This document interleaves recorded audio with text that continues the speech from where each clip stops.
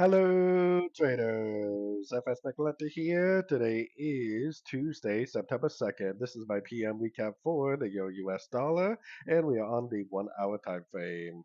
So we have a Trump speech tonight, so this definitely could change things, but I was kind of hoping that this over here was the bottom of a correction. If that right there is a bottom of a correction, then you would expect this right here to end up making a higher low.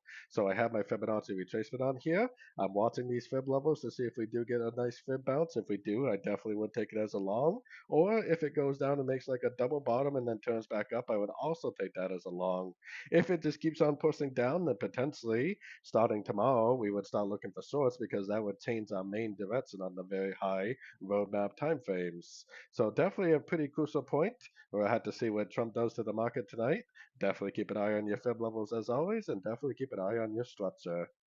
So anyways, don't forget to check out my website linked over here in the corner. And as always, thank you for watching and happy trading.